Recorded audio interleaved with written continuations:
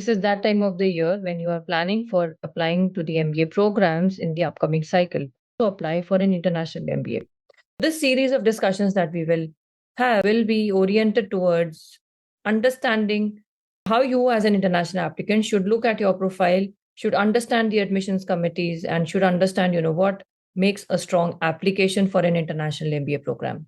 Today, I have with me Mr. Tony. He is the Senior Associate Director, Masters Admissions at CMU Tepper Business School, and he will be answering our questions with respect to the international MBA applicant scenario for applying to the CMU Tepper MBA program. So, let me introduce myself. I'm Shruti, and I work with international applicants. A lot of Indians settled across India internationally as well for their MBA applications.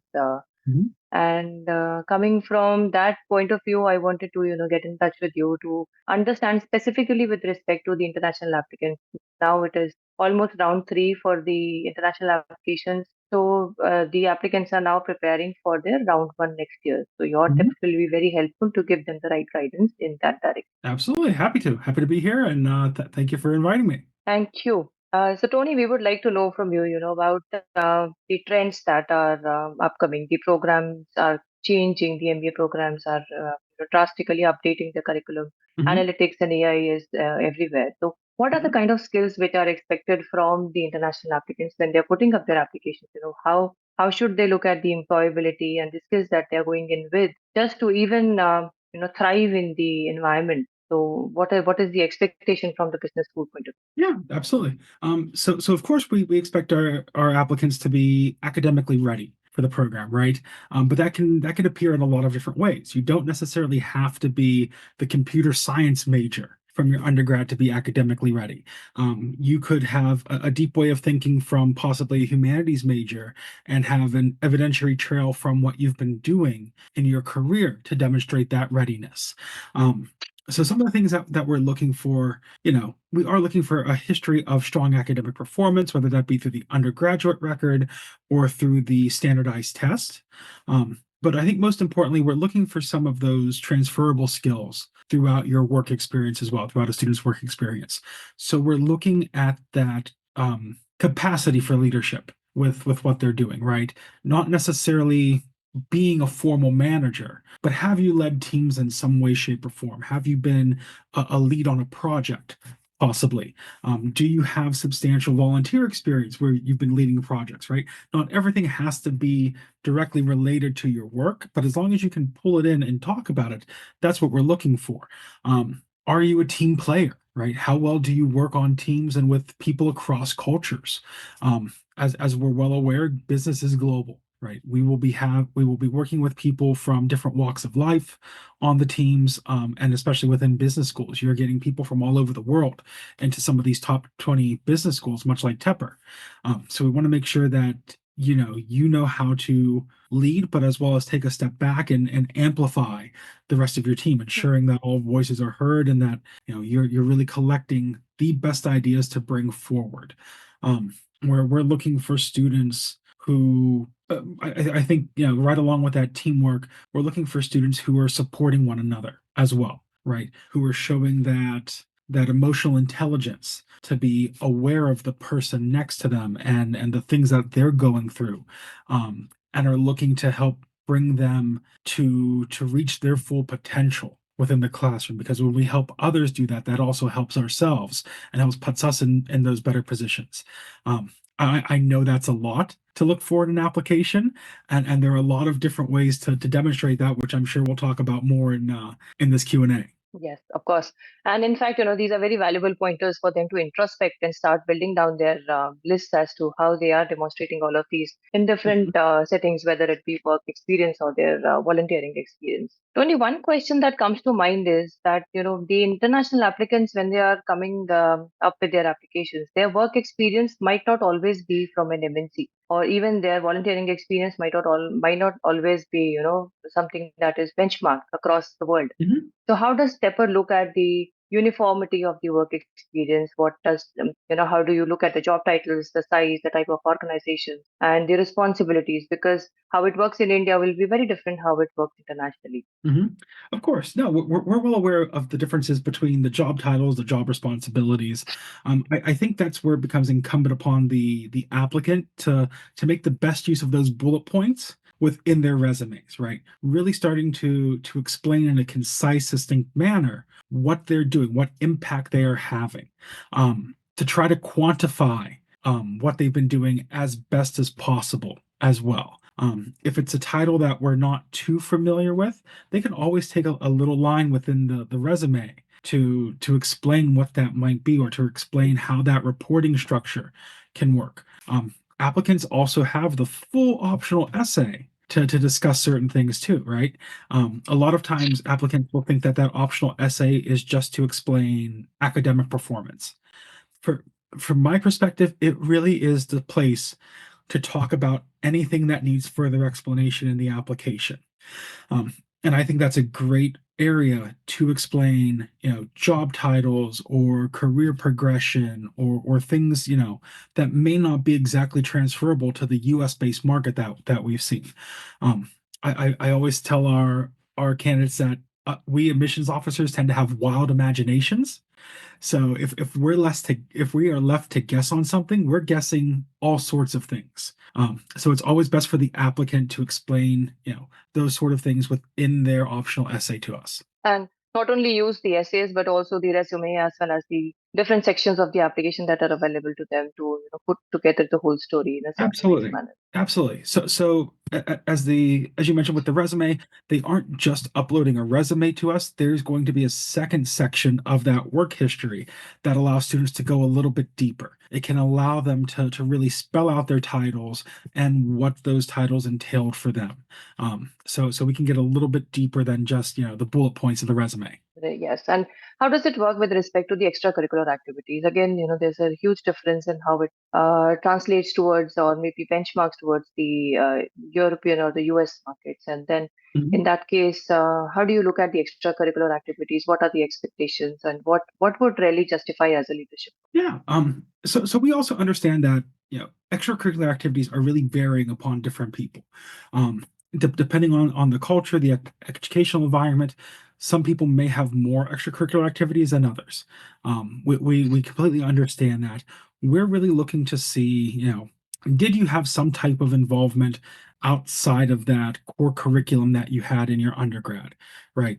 Those extracurricular activities really speak to us and say that you've been looking at more of a holistic development in your undergrad. So you don't necessarily have to have a list of 10, right, clubs and organizations that you were in, but were you part of something, right? Did you give your time to help in some way with maybe a tutoring project?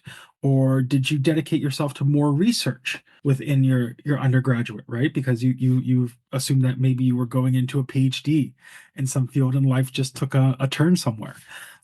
So we're really looking just to make sure that you've had that holistic development outside of just focusing completely on the academic curriculum, which isn't a bad thing, but we want to make sure that there's a little bit more, well-roundedness to your story. Yes, and in terms of the global experience, there might be applicants who do have global experience, who have Mhm. worked on site for projects, while there might be a lot of them who do not have that very direct global experience. Maybe it's a Mhm. virtual experience. So, would that add value at all? Well, I definitely think that adds value. If you're bringing in global experience, it adds value because that tells us that you have, well, that's demonstrated to us that you have a certain level of cultural competency to you as well, right? You're able to recognize the differences within others and help use those recognitions to amplify some other projects or some communications that are going on.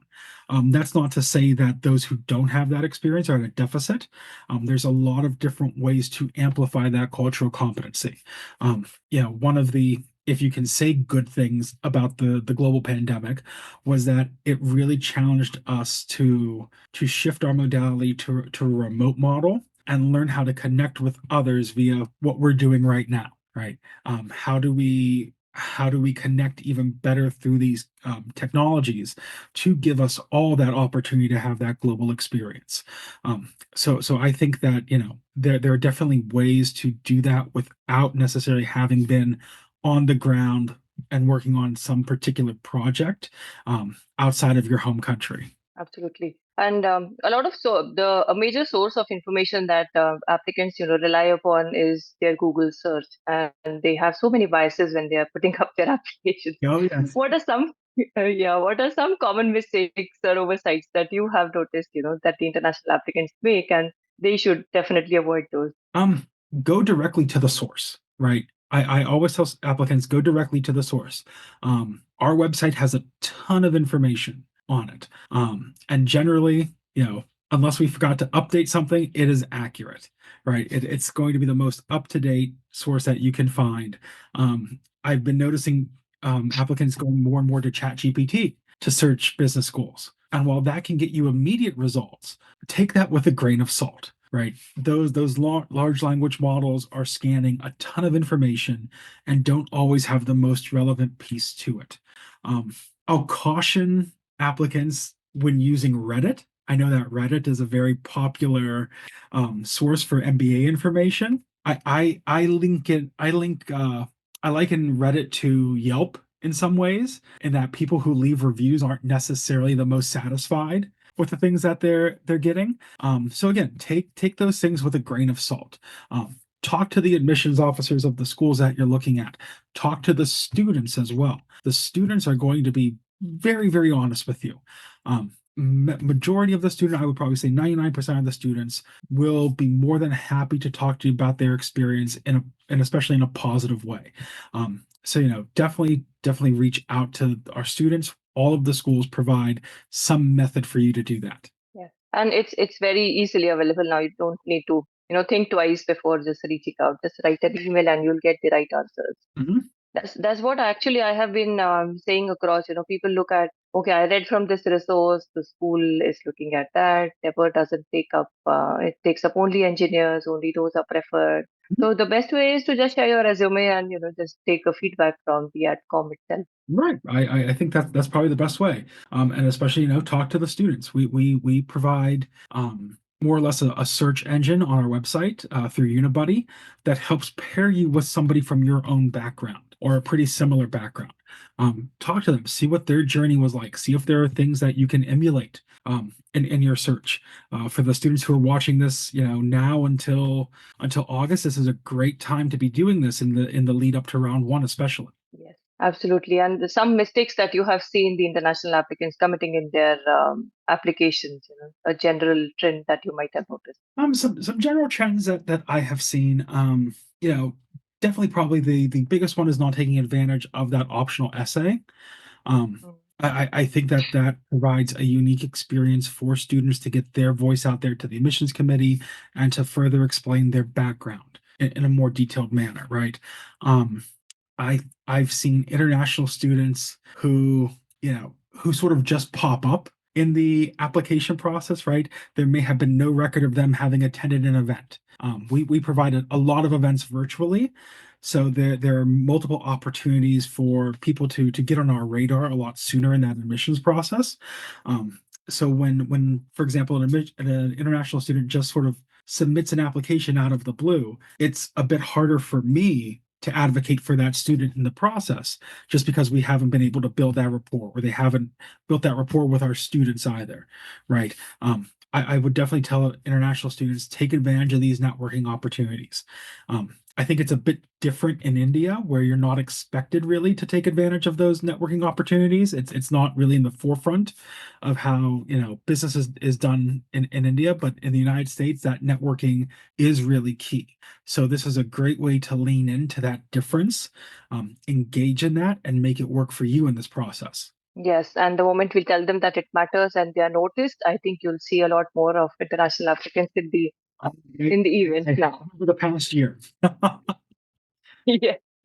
Right. So Tony, in terms of the essay prompts and the application components, how do you suggest one should strategize and understand the resume alongside the essay prompts? And a lot of times we see that the essay becomes a rewrite of the resume, because the applicants will think that, oh, my achievements will not get noticed. I need to write them in the essay. So, what we emphasize is that every part of the application is read. Resume is, the facts and figures that you bring to the table, and the essays are the motivations or the personality that you have. So how far is that applicable, and how true is that? What are your suggestions on the essay prompt? I think it's pretty true. The essay is definitely the motivation. For our essay in particular, we're really looking to see how students interact with their peers, right? We want to see how students are helping another person achieve their full potential and giving some insight into their leadership theory and how they're going to use that at Tepper. Um, we try to design the essay prompt in a very explicit way, and I hope that's coming through in the question to really provide clear and explicit instruction to the student on exactly what we're looking for. If you've tailored your resume in, I hesitate to say the correct way, but the most optimal way, you won't need to use that essay, the standard essay, to talk about your achievements. There should be a section in your resume for that. With this, though, we're really looking to see how you support people around you. Doesn't have to be in a formal manner. What that insight to leadership is doesn't mean that you've had a managerial role, but how do you approach leading people or being that point of contact, that figure for others, and how you're bringing that to Tepper and beyond. Great. And in terms of the GMAT or the GRE score, that is, the elephant in the room that Of course. everybody is worried about, and they're going to spend quite a few months on working on the GMAT or the GRE scores. So, what are the expectations on that front? How do they count, and then how do the international applicants actually benchmark themselves? Do they go with the GMAT or the GRE averages, which are across the board, applicable across the board, or is it better to be more competitive with respect to the fact that they are a minority applicant pool? They would be constitute a part of the application. If you look at the Indians applying to the Indian B schools, they constitute a majority of the applicants. But for the international B schools, the seats are going to be limited. So for that competitiveness, does a higher GRE or the GMAT score add value? And how do I benchmark? Yeah. So as far as the benchmarking, I would suggest that Indian applicants look at the higher ranges of the middle 80% range, or slightly higher than the median or average range that are provided. We tend to see, we as in business schools, tend to see higher scores from Indian applicants in general. If you look at the by country breakdown of GMAT or GRE scores, the highest concentration in terms of total points per test are coming from India. So to really stand out in this process, I hate to say, is a matter of getting a better GRE GMAT score. That's just the reality of the process, right? So making sure that you're aiming for those higher scores, that you're giving yourself plenty of time to prepare for those exams as well. If you feel that for Tepper, we're in a unique place because we can also grant standardized test waivers for our applicants as well. So if you feel like you have a strong enough overall application and you want to take that chance, you're more than welcome. Students are more than welcome to apply for the standardized test waiver. I'll always caution though, that always removes a data point for us though, right? It's a holistic review that we're doing overall. So you have to really hedge your bets when you're going for the standardized test waiver, because that does take away a data point. And if you could have had a strong test score, that could always kick you over the goal line, right? As opposed to a little bit of uncertainty. Great. Thank you for answering my next question. I was about to ask you about whether applying through a test waiver, is it a good idea, and does that reduce the chances? So we've got the answer for that. Thank you. In terms of the requirements, let's say for the analytic skills, or the curriculum is incorporating advanced analytics largely at Tepper, that I've seen in the just in the last year itself. Things have changed drastically. So what should the applicants expect in terms of the curriculum, and how does all of this prepare them for the future career growth in the US? Absolutely. So as far as the future career goals, we really follow the employment survey from GMAT and what employers are looking for within their future employees, and consistently at the top 3 skills are those analytics. And I think Tepper really stands head and shoulders above the competition in preparing our students for that future of employment, for that intelligent future, if you will, using our branding. We are ensuring that our students are able to use machine learning and AI within the work that they're doing, that they're able to use Python and R and other computer programming models to help really synthesize those large quantities of data into telling that story. I think that students who are coming into the program, again, need to be academically prepared, but that doesn't necessarily mean having taken 3 calculus courses during their undergraduate record, right? Because we will prepare you for that, right? If you are demonstrating that competency within your undergraduate record and possibly a test score, we can provide you with that bridge between where you are now and getting ready for the program through our summer calculus workshop. So our math skills workshop over the orientation period. That will help refresh some of these skills that you may have learned in college and forgotten, like myself, or that maybe you haven't been exposed to in quite a while. We tend to find that students who've completed that course feel more prepared for that first semester, especially when they're taking their econ courses or their probability and statistics course as well. So we aren't too concerned about the exact courses that you have on your resume, but are you showing that academic preparedness, that academic readiness for a curriculum like this? Absolutely.